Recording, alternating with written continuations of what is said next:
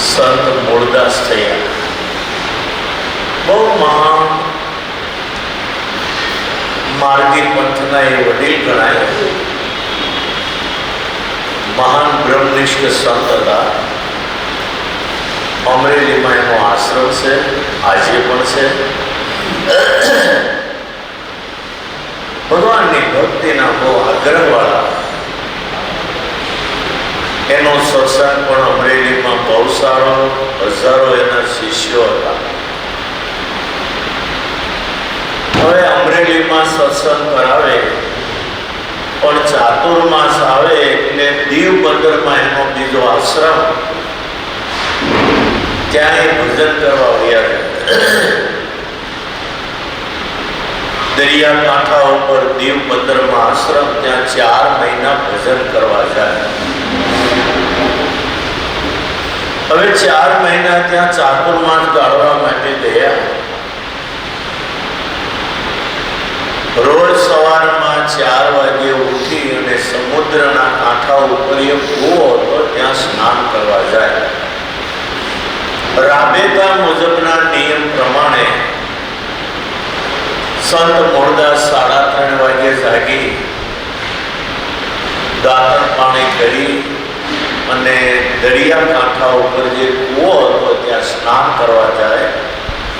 4 વાગ્યાનો સુમાન, દરિયાના મોજા પછડાઈએ, ચોખ્ખો અવાજ સવારમાં સંભળાય. ચંદ્રનું અજવાળું હતું. મૂળદાસ જ્યાં કૂવાથી થોડે દૂર રહ્યા, 10 પગલા જેટલા, ત્યાં કૂવાના કાંઠા ઉપર એક યુવાન સ્ત્રી હાડલો હતો ને એમાં પથરાનો ખોળો ભર્યો અને કૂવામાં પડવાની તૈયારી કરતી હતી. સંત મૂળદાસ 10 ડગલા દૂર રહ્યા. ચંદ્રના અજવાળે આમ જોયું તો દેખાયું છે તો ભાઈ માણસ. સંત મૂળદાસને જોયા એટલે જ્યાં કૂવામાં ઠેકડો મારવા જાય, દોડીને મૂળદાસે જઈને હાથ પકડ્યો. બેટા, આ પગલું કેમ ભરે છે? પેલી સ્ત્રી બોલે, મહારાજ મને મૂકી દો, મારે મરવા સિવાય કોઈ રસ્તો નથી. અરે પણ બેટા, દેવોને દુર્લભ આ માનવ શરીર વારે વારે મળતું નથી. આવી રીતે આપઘાત ન કરા કે મારે હવે મરવા સિવાય કોઈ રસ્તો નથી. મારાથી પાપ થયું છે. એક જૈન સાધુના સહવાસે કરીને ગર્ભવતી થઈ ગઈ. હવે જો જીવ તો ઓલા સાધુને પણ મરવું પડે, મને લોકો મારે, એના કરતા એ જીવ બચે તો મારે હવે મરવા સિવાય કોઈ રસ્તો નથી. અને એ વખતે સંત મૂળદાસ કે બેટા, કોઈ સંજોગોમાં હું તને મરવા નહીં દઉં. તને કોઈ આવું કલંકિત કરે તો એ સાધુને મરવા ન દેવો હોય તો તું જગતને એમ કહેજે સંત મૂળદાસનું બાળક મારા પેટમાં છે. ભાઈ ધ્રુજી કે મહારાજ તમે આવું કલંક લેશો? મૂળદાસ બોલે છે, બેટા, દુનિયા ગમે બોલે મને એની કોઈ પડી નથી. ઈશ્વરને જવાબ હું આપીશ કે 2 જીવને મેં બચાવ્યા. છેવટ મૂળદાસે એને મરવા ન દીધી કે છે ચાલ મારા આશ્રમમાં. અને એ રતનબાઈ એનું નામ, લક્ષાધિપતિ જૈન કુટુંબની દીકરી, એ સાધ્વી બની અને એનો આશ્રમ દીવ બંદરમાં ત્યાં રહેતી. એક બાજુ મહિલા સાધ્વીઓનો આશ્રમ, એક બાજુ સાધુનો આશ્રમ. અને અવકાશને કારણે ક્યારેક ક્યારેક એનાથી ભૂલો થઈ જતી. એકાંતમાં જેને કારણે રતનબાઈ સાધુ દ્વારા ગર્ભવતી થઈ અને એટલે આ મરવા ગયેલી. મૂળદાસે મરવા ન દીધી, એનો હાથ પકડીને આશ્રમમાં લાવ્યા. આશ્રમમાં લાવ્યા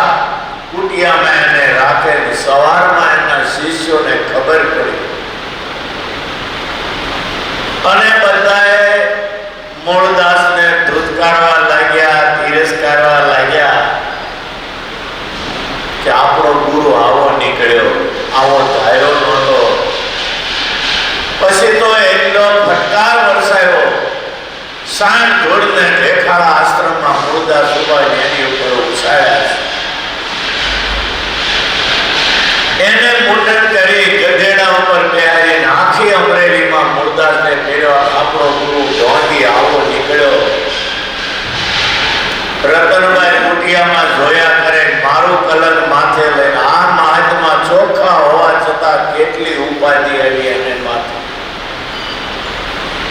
સંત મૂળદાસના અપમાન તિરસ્કાર બહુ થયા. છેલ્લે એના આશ્રમ પાસે ગધેડા ઉપર અવળે મોઢે બેહારી મુંડન કરી સૂનો સોંપડ્યો અને અપમાન કરીને અમરેલીમાં એને ફેરવા. પછી એને આશ્રમ પાસે મૂકી અને બધા વહી ગયા. મૂળદાસ પોતાના આશ્રમમાં આવ્યા. હવે શિષ્યોનો સમુદાય જે આવતો તો એ આવતો બધો બંધ થઈ ગયો. એટલે આજીવિકા આવક પણ તૂટવા માંડી. એના થકી આવકથી આજીવિકા હતી. હવે ગર્ભવતી રતનબાઈને આશ્રમમાં રાખે એટલે કોઈ આવે નહીં. હવે શું કરવું? થોડા દિવસો ગયા. રતનબાઈ ગર્ભવતી હતા. મનમાં વિચાર આવે જો આને કુકે દીકરાનો જન્મ થાય, થોડો દીકરો મોટો થાય ને તો મા દીકરાને બાજુમાં અમરાપરના ચોરાની સેવા આપણી પાસે છે, ત્યાં થોડી જમીન પણ છે, મા દીકરાને ત્યાં મૂકી દઉં, રામજી મંદિરની સેવા કરે, હું આ ઉપાધિમાંથી છૂટો થાવ. કારણ કે આશ્રમમાં રતનબાઈને રાખી એટલે કોઈ આવે ને કાગડા ઉડતા થઈ ગયા આશ્રમમાં. અને આ પરિસ્થિતિની જામનગરના વિભા જામને ખબર પડી. એ મૂળદાસના સેવક હતા અને એને જ્યારે આ ઘટના સાંભળી કે આપણો ગુરુ આવો નાદાન નીકળ્યો અને એ વખતે મૂળદાસે કંઠી તોડી નાખી અને જામ સાહેબે મૂળદાસની બાંધેલી કંઠી તોડી ફેંકી દીધી. આ વાતને જ્યારે મૂળદાસને ખબર પડી ત્યારે બહુ રડ્યા. આખા ગામે ગમે તે કર્યું, આંસુ ના આવ્યા, પણ જામ સાહેબે જ્યારે કંઠી તોડી એટલે મૂળદાસને આંખમાં આંસુ આવી. મૂળદાસ પછી જામનગર થી જામ સાહેબ એની પાસે જામનગર આવ્યા. મૂળદાસ જામ સાહેબને કહેશે દુનિયા ન ઓળખી શકી, તું ન ઓળખી શક્યો, તને જરાય શરમ ના આવ્યું? તે કંઠી તોડીને એનું મને દુઃખ થયું, બાકી દુનિયાનું મને દુઃખ નથી. ઈ બોલે આ વાતો ખોટી થાય છે.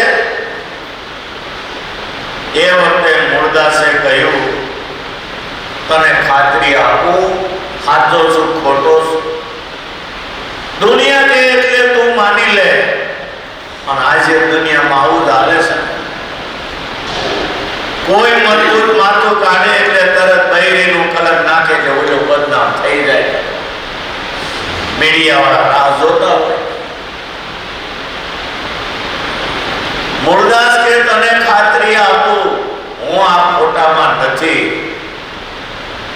અને એ વખતે બિલાડી મંગાવી કે બિલાડીને મારી નાખ. ઈ પાપ હવે હું ન કરું. તને નહીં પાપ લાગે. બિલાડી મારી નાખી અને મૂળદાસ હાથમાં પાણી લઈને જો ચોખ્ખો હો તો આ બિલાડી જીવતી.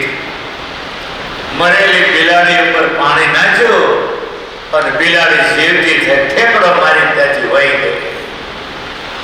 પછી જામ સાહેબે મૂળદાસના પગ પકડ્યાને રડી પડ્યા છે. માફી માંગીને મૂળદાસે પરિવાર એને કંઠી બાંધી.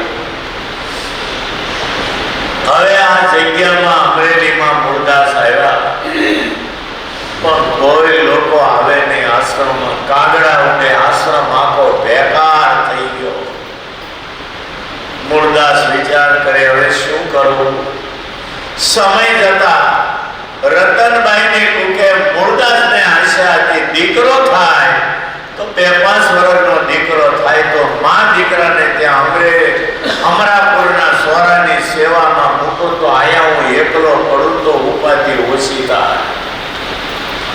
પણ કરમ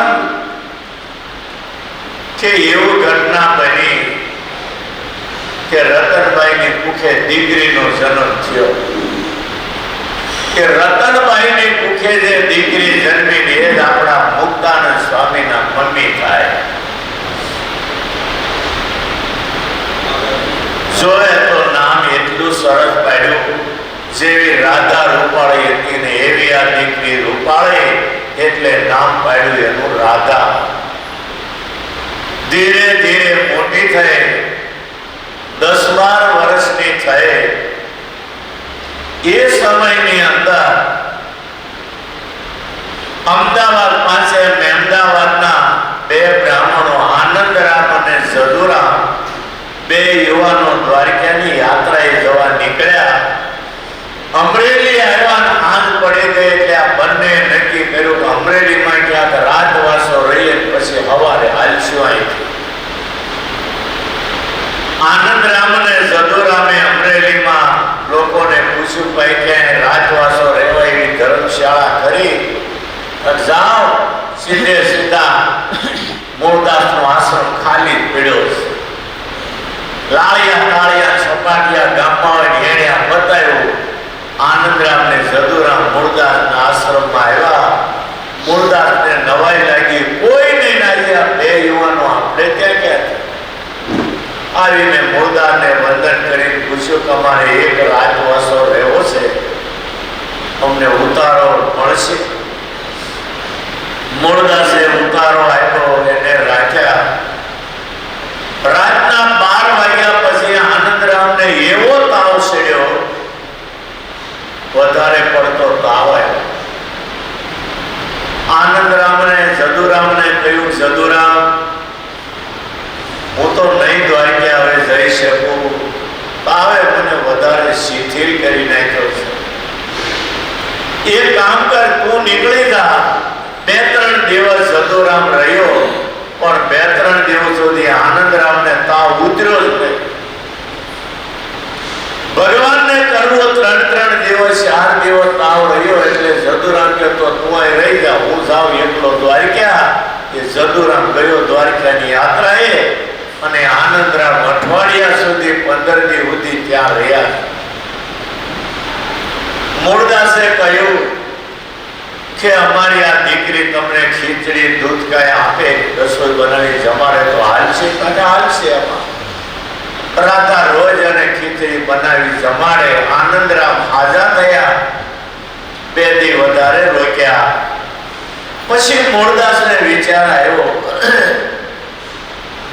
કે દીકરો પુણ્ય સંસ્કારી છે, આપણે ત્યાં અનાયાસે ભગવાનને મોકલેલો છે અને રાધા પણ હવે મોટી થઈ છે. એના યુવાનને વિનંતી કરું અને જો રાધારે લગ્ન થાય તો રાધાને આનંદરામને અમરાપુરના સોરાની સેવામાં મૂકી દઈ. આનંદરામને બધી વાત કરી, રાધા બતાવી અને સામસામે પછી એનું ત્યાં લગ્ન કરી દીધું. અને મૂળદાસે આનંદરામ અને રાધાનું જોડલું થયું. એને રતનબાઈને ત્રણેયને અમરાપુરના સોરાની સેવા આપી અને ત્યાં રહેવા લાગ્યા.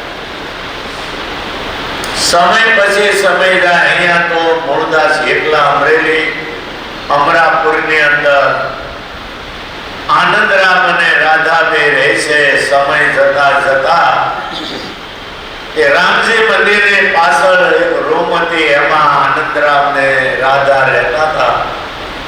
ત્યાં એક બાળકનો જન્મ થયો, એ જ આપણા મુક્તાનંદ સ્વામી.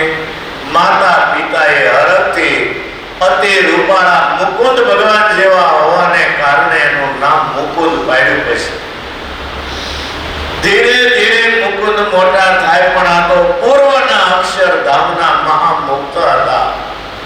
સમય પછી સમય જાય, મુકુંદને પરણાવા લાયક ઉંમર થઈ એટલે આનંદરામ અને રાધાને થયું કે હવે આ મુકુંદને આપણે પરણાવી દઈએ.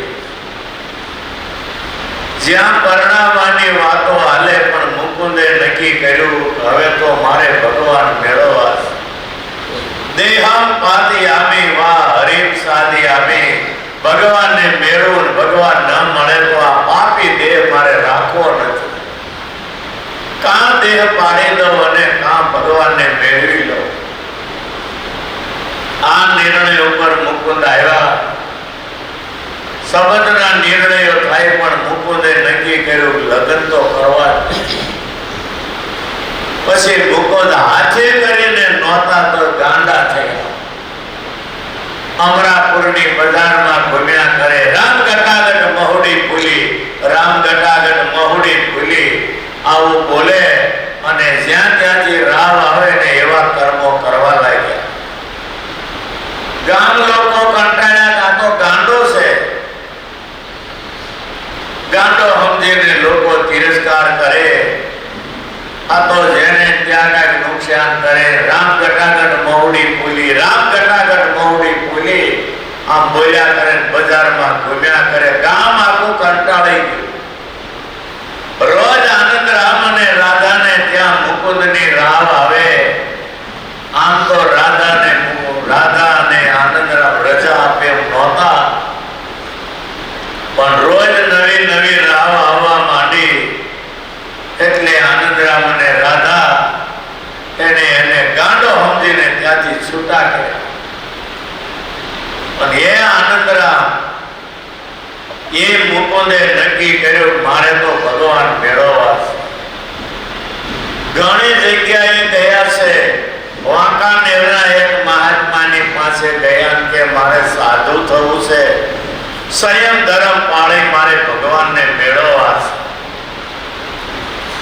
એની પાસે હાજરી કરી, પણ ત્યાં તો કાંઈ ઠેકાણું પડે એમ નહોતું.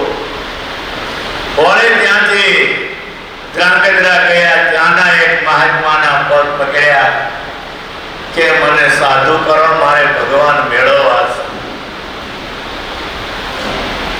એ મહાત્મા કૌપીને તાળો રાખે, ચાવી એના શિષ્યોને આપતા. મુકુંદને કહ્યું મારે સંયમ ધર્મ મારે બ્રહ્મચર્ય પાળી ભગવાન મેળવવા છે. ત્યારે વાંકાનેરના દ્વારકાદાસ મહાત્માએ કહ્યું છે મુકુંદ, કૌપીને તાળા મરાય પણ કઈ મનને થોડા તાળા મરાય. આ વાત બહુ કઠણ છે મુકુંદ, હજી તું વિચાર કરજે. હું 40 વર્ષ પહેલા ઉજ્જૈનની અંદર 4 રસ્તે ઉભા એક ભાઈને મેં પૂછ્યું કે ઉજ્જૈનનો રસ્તો કઈ બાજુ. દાહોદથી મેં ઉજ્જૈનનો રસ્તો પૂછ્યો ને ભાઈએ જે હાથનું લટકું કરીને રસ્તો બતાવ્યો એ 40 વર્ષ ગયા, હજી મનમાંથી એ લટકું નીકળ્યું નથી. મુકુંદ વિચાર કર, આ બ્રહ્મચર્યનો માર્ગ કેટલો કઠણ છે. મુકુંદને થયું અહીંયા મારી ઈચ્છા નહીં પૂરી થાય. વળી ત્યાંથી નીકળ્યા. મુકુંદ ફરતા ફરતા સરદારમાં આવ્યા.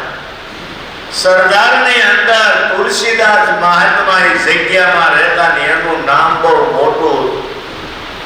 મુકુંદને થયું ત્યાં જાવ ને તો મારી ઈચ્છા પૂરી થાય. પછી મુકુંદ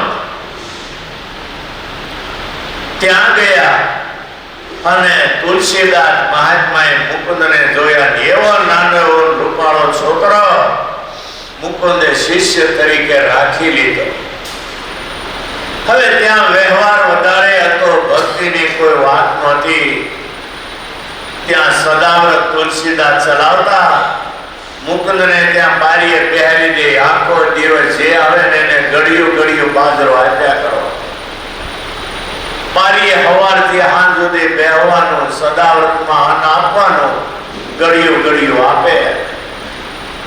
ઘણા દિવસ ગયા. મુકુંદને થયું કે આમાં કઈ ભગવાન મળે એવી મારી ઈચ્છા પૂરી થાય એવું લાગતું નથી. હવે કરવું શું? ઘણા દિવસો ગયા. મુકુંદ ચિંતામાં, અહીંયા કઈ ભગવાન મળે એમ નથી. એવામાં ઉદ્ધવાવતાર રામાનંદ સ્વામીએ સરદારમાં આવ્યા. રામજી મંદિરનો ચોરો હતો ને ચોરે ઉદ્ધવાવતાર રામાનંદ સ્વામી ઉતર્યા. સત્સંગ કથા વાર્તા કરે.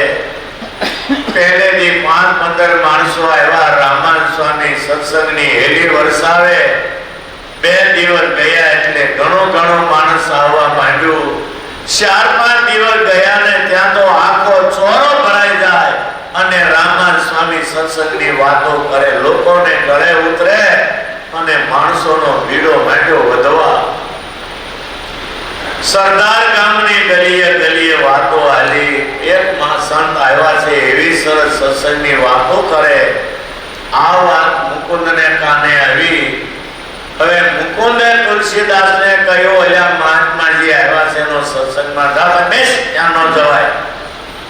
રોકી પાડે અને ન જવા દે. પણ મુકુંદને તાલાવેલી જાગી, આ કોઈ સંત આવ્યા એ મહાન, મારે એનો સત્સંગ કરવા જવું છે. તુલસીદાસ મહાત્મા ન જવા દે તો રાત્રે તુલસીદાસ સુઈ જાય અને એ વખતે મુકુંદ જાગીને સત્સંગનો લાભ લેવા જાય. રામજી મંદિરને સોરે રામાન સ્વામી સત્સંગ કરાવે ત્યાં જાય. પણ જો સભામાં જાય તો ગામ લોકો તુલસીદાસને સવારે કહી દે તમારો મુકુંદી સભામાં આવ્યો હતો. એટલે સભાને પણ ન ખબર પડે. પાછળ એક નવેડું હતું, ત્યાં અંધારો હોય, એકી પાણી કરવા જેવી જગ્યા. ત્યાં અંધારામાં મુકુંદ બહેન અંધારામાં બેઠા બેઠા ઉપર સોરામાં સત્સંગ થાય ની સાંભળે. 2-4 દિવસ સત્સંગ સાંભળ્યો. અષાઢ મહિનો ચાલતો હતો.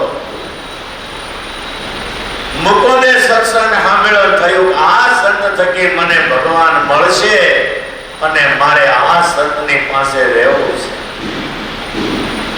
2-5 દિવસ સત્સંગ સાંભળ્યો. પછી મુકુંદને થયું કે હવે હું વિનંતી કરું, મને સાધુ કરે તો આ સાધુ પાસે રહેવું છે. રાત્રે 11 વાગે બધાય જયારે છૂટા પડી જાય ત્યારે અંધારામાં ખાસામાં મુકુંદ એકલા બેસી. પહેલા કેવું હતું કે સભા છૂટી પડવાની પહેલા મુકુંદ આશ્રમમાં વયા જાય, કોઈ દેખે નહીં એમ.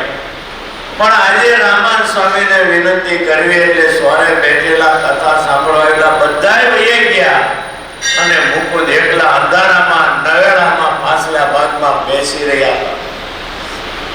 બધા વયા ગયા એટલે રામાન સ્વામી ગોદડી પાથરી અને એકી પાણી કરવા એ ખાસામાં જ્યાં જાય એ ખાસામાં ગયા તો અંધારામાં તુલસીદાસને જોયા. એતાઈ ગયા એકદમ. પણ છે અહીંયા મુકુંદ કે સ્વામી હું છું, મારું નામ મુકુંદ છે, હું તમને મળવા આવ્યો છું, મારે તમને એકલા મળવું છે, જા ઉપર બેસું આવું છું.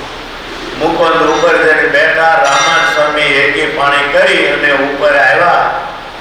પથારીમાં બેઠા ને બાજુમાં મુકુંદ બેઠો. મુકુંદે કહ્યું સ્વામી મેં દરબાર છોડ્યા છે, ગાંડા કાઢીને ઘર છોડી નીકળી ગયો, મારે ભગવાન મેળવવા છે. જાંગડ્રામાં વાંકા નેરમાં ઘણાય ગુરુ કર્યા પણ ક્યાંય મારી આશા ફળીભૂત થાય એવું લાગ્યું નહીં. અહીંયા હું તુલસીદાસ મહાત્માના આશ્રમમાં રહું છું. એ માથા ભારે છે, ત્યાં બધો વ્યવહાર છે, ત્યાં કઈ ભગવાન ભજાય એવું નથી. હવે દયા કરો, તમે મને સાધુ કરો, તમારા જોગમાં આવી તમારો સેવક થઈશ તો મને ભગવાન મળશે. રામાન સ્વામી કે તુલસીદાસ તો આ ગામનો બહુ માથા ભારે મહાત્મા છે, તમને રાખો તો એ મને હેરાન કર્યા વગર ન રહે. પણ એક વાત છે, જો તમને રાજી ખુશીથી રજા આપે તો તમે મારી પાસે આવી જાઓ. બાજુમાં બંધિયા ગામ મારા સેવક ડોસાભાઈ નું બંધિયા, એના દરબાર ગઢમાં હું સૌ ત્યાં થોડા દી રોકાવાનું છું. જો તમને રજા મળે, તુલસીદાસ રજા સીટી લખી આપે તો ત્યાં તમે બંધી આવજો, હું તમને સાધુ કરીશ. મુકુંદ કે હારો. રામાન સ્વામી બીજે દિવસે ત્યાંથી બંધિયા ગામે ડોસાભાઈને ત્યાં ગયા. એના દરબારગઢમાં ઉતારા કર્યા, રોકાયા, સત્સંગ કથા વાર્તા કરે. આ બાજુ મુકુંદે સરદારની અંદર તુલસીદાસ મહાત્માને કહ્યું મને રજા આપો તો મારે અહીંથી જવું છે. રજા ન આપું, આવો રૂપાળો રમકડા જેવો શેલો કેમ રજા આપે? રજા ન આપે. મુકુંદ કે મને રજા આપો, રજા ચીઠી લખી આપો. રજા ચીઠી ન લખી આપો અને રજા ચીઠી તુલસીદાસ ન લખી આપે તો રામાન સ્વામી રાખે નહીં. હવે આ મુકુંદે વિચાર કર્યો હવે રજા ચીઠી લેવા હું કરું? પેલું સદાવ્રતનું હાન આપા, ઘડિયું ઘડિયું રોજ બધાને બાજરો આપવાનો ને આ પવાલું પવાલું મળ્યા આપવા. બધા કે આજે મુકુંદ બહુ રાજી છે, પવાલું બાજરી આપે. તુલસીદાસે જોયું તો કોઠાર ખાલી થવા આવ્યો. ગડિયાને બદલે પવાલું મેળ્યા આપવા, માણું મેળ્યા આપવા. તુલસીદાસે આવીને કહ્યું, મુકુંદ આ હું આંધળ્યું છે? આમ જો મન ભાવે બાજરી સદાર્થમાં આપવા માંડશો, કાલે થશે કોઠાર ખાલી. મુકુંદ કે ગુરુ કોઠાર થશે ખાલી તો જશું યાત્રા કરવા સાલી.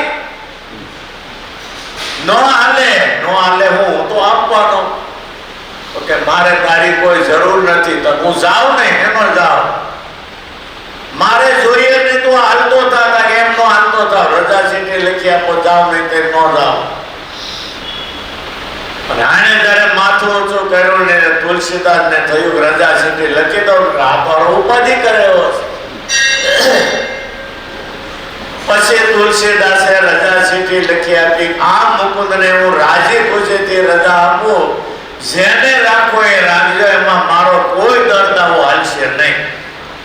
અને એ સીટી જયારે મુકુંદને સરદારથી મળી અને એ રજા સીટી લઈને મુકુંદ ત્યાંથી મેલ વહેતા સીધા બંધિયા ગામે આવ્યા. ડોસાભાઈના દરબારગઢમાં રામાન સ્વામી સભામાં સત્સંગ કરે. ત્યાં આવી સીટી આપી, સ્વામી લેવા રજા સીટી, હવે મને સાધુ કરો. રજા સીટી વાંચી રામાન સ્વામી કે હવે કોઈ વાંધો નથી, પણ આ જીવની કસોટી તો કરવી પડે. 12 મહિના ભણે એની પરીક્ષા તો લેવી પડે. રામાન સ્વામીએ કહ્યું, મુકુંદ હવે રજા સીટી આવી ગઈ, તમને સાધુ કરો, પણ એક શરત. બાજુમાં ઉમરાળી ગામમાં મારા શિષ્ય એક રાજાભાઈ કરીને રહેશે. એને દીકરા નાના છે, ખેતી બહુ મોટી છે. માટે મુકુંદ તમે 1 વર્ષ એને ત્યાં હાથે રહેવા જાઓ અને એની ખેતીનું કામ સંભાળો, અને 1 વર્ષ પછી અમને ઠીક લાગશે તો તમને સાધુ કરશું.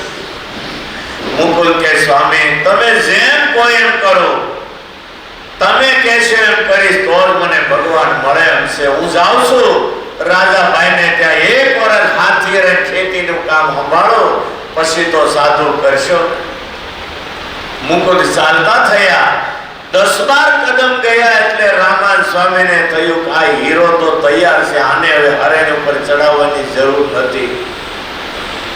પછી રામાન સ્વામીએ બૂમ પાડી, મુકુંદ આવો. હે મુકુંદ આવ્યા. અને રામાનંદ સ્વામીએ કહ્યું કે હવે તમારે હાથી રહેવા જવું નથી. અને એ બંધિયાની અંદર ડોસાભાઈના દરબારગઢમાં લીંબતરો તળે 2 ભગવા લાવીને એક ધોતિયું પહેરાયું મુકુંદને, એક ભગવું ઓઢાડી અને મુકુંદમાંથી અને મુક્તાનંદ સ્વામી નામ પાડીને સંત બનાવ્યા. પછી રામાન સ્વામીએ મુક્તાનંદ સ્વામીને સાથે રાખ્યા. રામાનંદ સ્વામીનો લોજમાં આશ્રમ 50 સંતો હતા. એમાં મોટેરા મુક્તાનંદ સ્વામી હતા. અને રામાનંદ સ્વામીની મરજી હાચવીને એવું જીવન જીવ્યા. પછી સ્વામિનારાયણ ભગવાન આવ્યા. એની ઉપર વર્ચસ્વ હતું, પણ જ્યારે ગુજરાતમાં સ્વામિનારાયણ ભગવાન સ્વામિનારાયણ નામથી પ્રકાશ થયા, પછી એના દાસના દાસ બની ગયા મુક્તાન. બાકી લોજમાં મુક્તાન સ્વામીના વચન ઉપર નીલકંઠ દોડીને છાણ વીણવા જાય, વાહિદા કરે, વાસણ ઉટકે, રસોઈ બનાવે. મુક્તાન સ્વામીના વચનથી બધું કરે. પણ રામાન સ્વામીએ ગાદી હોતી સહજાનંદ બનાવ્યા. પછી એને એવો નિશ્ચય થયો અને પછી એની આજ્ઞામાં એવા રહ્યા અને ગઢડામાં આવ્યા. પછી તો એના વચન ઉપર ટૂંક થઈ જાય. અને ગમે એવી પરીક્ષાઓ લીધી પણ મુક્તાન સ્વામી દાસના દાસ થઈને સતત ભગવાનને રાજી રાખ્યા. અને એની પાત્રતા જોઈ અને સ્વામિનારાયણ ભગવાને આ સત્સંગ સમાજની માં બનાવ્યા. માટે આવા મુક્તાનંદ સ્વામી કેવી પરિસ્થિતિમાંથી ને કેમાંથી સંત બન્યા, આ એક વિચારવા જેવો ઇતિહાસ. આજે પણ અમરેલીમાં સંત મૂળદાસનો આશ્રમ, જ્યાંથી આપણા મુક્તાનંદ સ્વામીનો જન્મ. વાલા ભક્તો, મુક્તાન સ્વામી એટલે આપણા સત્સંગની માણસ. એનું જીવન ચરિત્ર સાંભળીએ નાખ્યું પીની થઈ જાય. માટે હવારમાં આવો પ્રસંગ સાંભળીએ આપણો દિવસ અધરી જાય. સહજાનંદ સ્વામી